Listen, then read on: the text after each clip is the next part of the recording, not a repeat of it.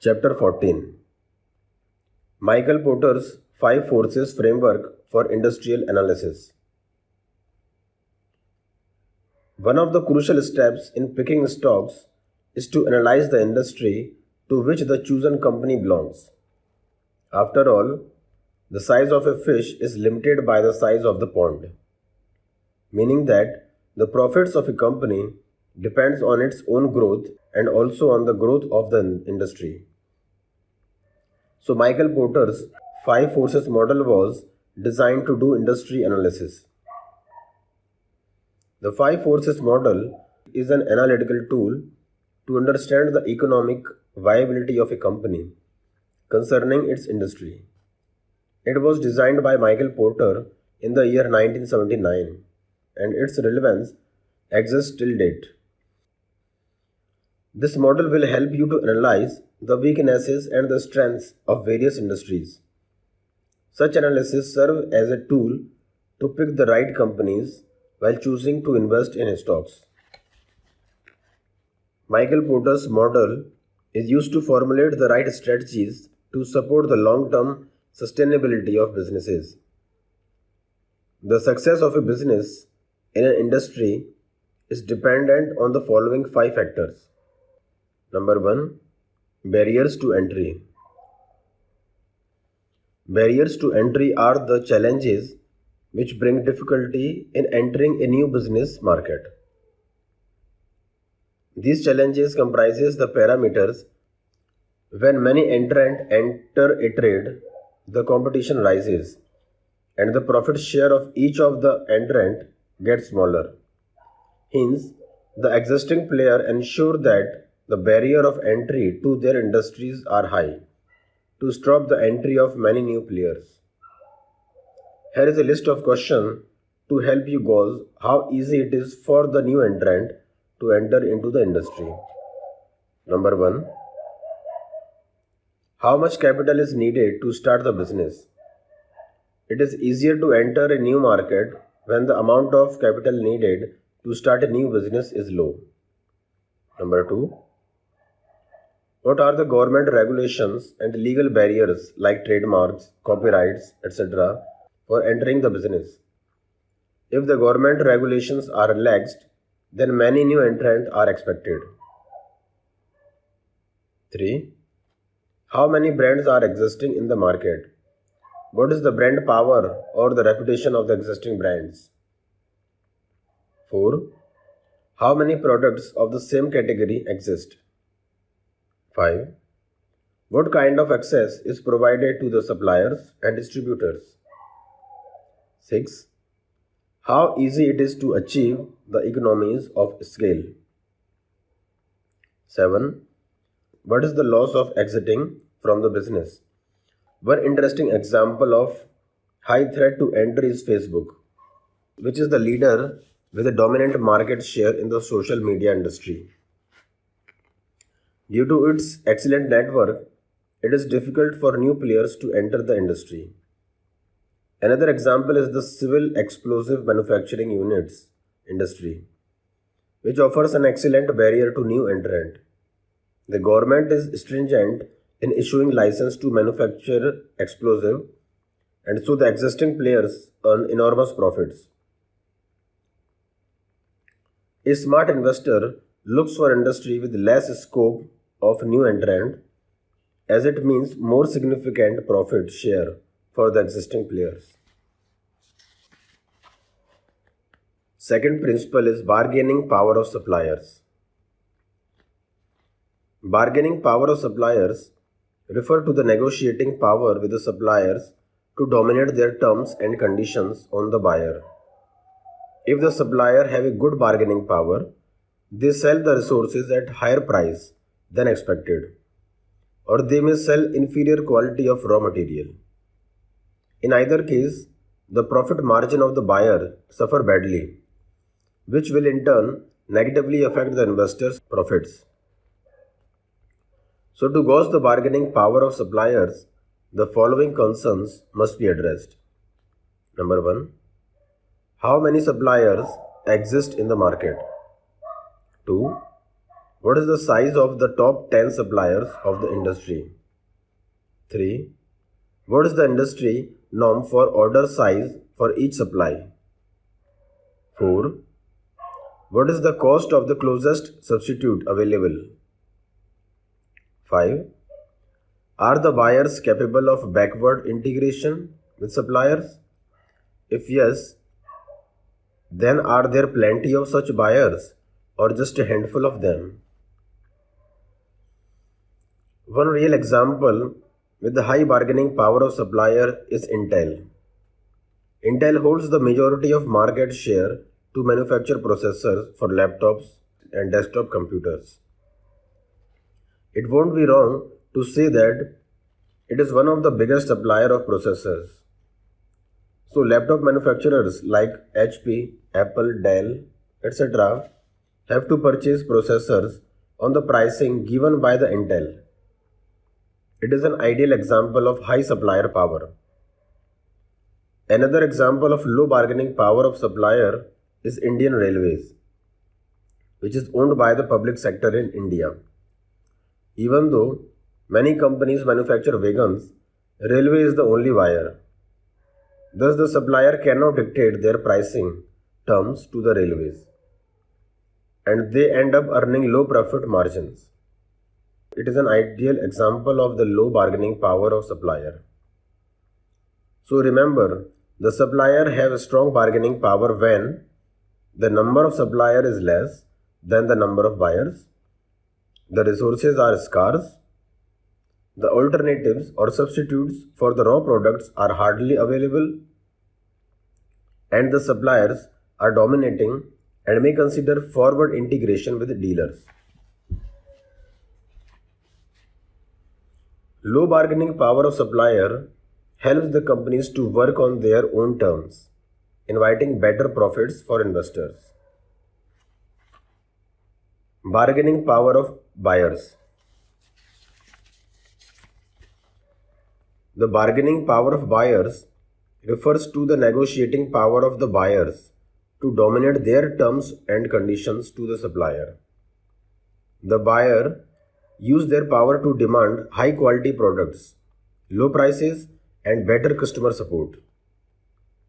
The bargaining power of the buyers is strong when the quality of raw material purchased is enormous, the number of buyers is limited, there are plenty of suppliers available, the buyers can back integrate with supplier, the substitutes for raw materials are many, and the market is highly price sensitive. One real life example of low bargaining power of buyer is railways and pharma sector in India. In the case of pharma or FMCG companies, all 130 crore Indian use their products.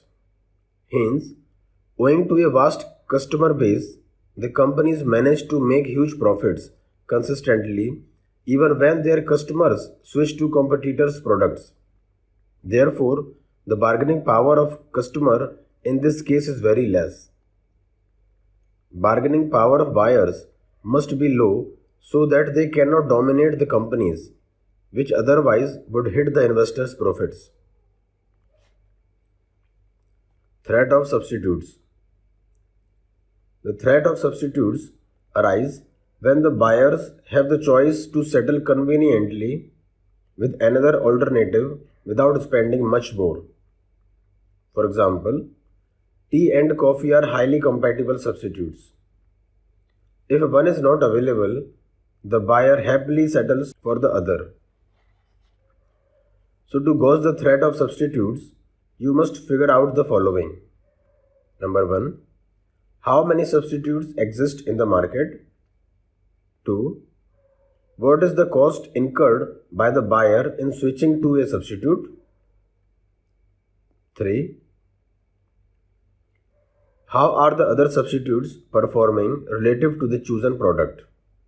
One real example of the beverage industry with a high threat of substitute is beer and wine. Another industry with a high threat of substitute is natural gas and petroleum. The threat of substitutes must be less for companies to make good profits, which acts in the investor's favor. Competitors' rivalry. The competitive rivalry of an industry depends on how profitable or competitive an industry is. Having too much competition can give a severe blow to your business. Hence, to stay safe, try to find out the following. Number 1. How many competitors exist in the market? What is the current size of the industry? What is the rate at which industry is growing? What is the size of the existing top, medium and lowest competitors? Are there any threats of horizontal integration? And what is the level of promotional campaign and advertisements done to sell the products? These are some of the basic questions that give you a fair idea about the industry and its current valuation, as well as expected valuations in the future. It is not necessary to find answers to all the questions. By answering even a handful from each category can give you a fair understanding of the industry. Competitors' rivalry must always be low to allow companies to make a bigger share of profits, which favors investors. How to use Porter's model to your advantage. To use Porter's model to your advantage, the following 3 basic steps are followed. Step 1. Gather information. It is indeed the most critical step in this model. The more you research about the industry, the more you get to learn about it. Your most important decision-making tool for a stock investment is your knowledge. So try to acquire as much knowledge as possible. Step 2. Analyze the information. Once you have gathered all the data, you have to analyze it by posing questions that we discussed above. Step 3. Make strategies. The information and analysis drawn so far will help you to come up with the right strategies. Here are a few examples of how this information will help you to formulate the strategies. Number 1. If there are too many players or competitors seen in the market, it indicates the industry is at a slow growth rate. The industry is heading towards saturation with not much scope of survival for new entrant unless there is strong product differentiation. Number 2.